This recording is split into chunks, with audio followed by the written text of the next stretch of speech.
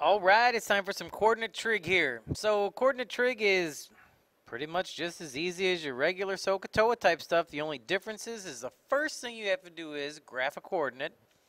So we know negative 3, 4 is about right there. I'm not looking for perfection here. The only thing you have to do is drop a line to the x-axis and to the origin. That will create your theta right by your reference angle. So what are we going to do now? We know that negative 3 is our x value, so we know that's 3 to the left. And 4 is our y value, and that's 4 up. And now you just have to use a little bit of Pythagorean magic here. A squared plus b squared is equal to c squared. So 3 squared plus 4 squared is equal to c squared. 25 is equal to c squared, so hooray, it's a 3, 4, 5 triangle. Now that you have everything that you need, you just have to do a little bit of your old school Sohcahtoa. So what is sine? Sine is opposite over hypotenuse. So we have 4/5. Cosine is adjacent over hypotenuse. So we have a negative 3/5. And finally, tangent is opposite over adjacent. So we have a negative 4/3. And the second column is as easy as taking the reciprocal of the fractions here. So 4/5, cosecant becomes 5/4. And the negative 3/5 will become negative 5/3 for secant. And cotangent is the reciprocal of tangent, so it's negative 3/4. And that's it. You're done. It's just that simple. The only thing you need is a little bit of Pythagorean Theorem and some old school Sohcahtoa and some reciprocals. This next example is just slightly more difficult. And the reason why is because of our good friends radicals. So we're going to start the problem out the exact same way. We go to our negative 4, negative 8. It's approximately right there. And we've got our theta. Negative 4 is our x value. Negative 8 is our y value. And then we do the Pythagorean Theorem and we find out that our hypotenuse is 4√5. Yes, you need to have exact answers. So that doesn't sound like a big deal. But what you're going to need to do here is to find the sine of theta.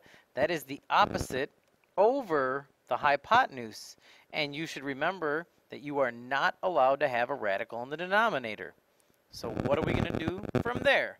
Well, we're going to multiply the top and bottom by the square root of 5, and that's going to give you a negative 8√5 all over 20.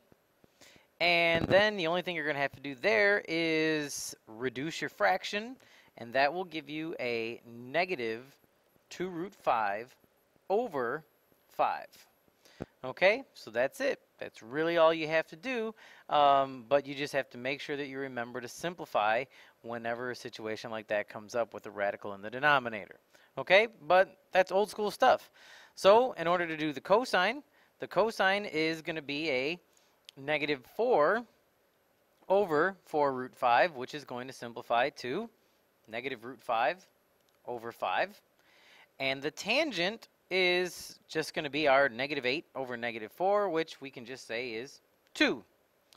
And then cosecant, secant, and cotangent are the reciprocals again. Now, before you take the reciprocal of sine of theta, just remember that we could go all the way back to the original and just take the reciprocal of that and simplify. So instead of taking the reciprocal of this and then having to work with a radical again, this just goes to 4√5 over a negative 8, which we can just call negative square root of 5 over 2. So you don't have to re-rationalize the denominator. Go back to the beginning, take the reciprocal, and it'll already be gone for you. Same with the next one. For cosine, it was negative 4 over 4√5. Once you take the reciprocal and simplify, you're just going to have a negative √5. And cotangent, all you have to do is take the reciprocal of 2, and you get 1/2, and you are good to go. So that's it. Those are my 2 examples. Now it's your turn to try one, and then we are good to go. I would like you to find all 6 trig values for the coordinate 5, negative 3.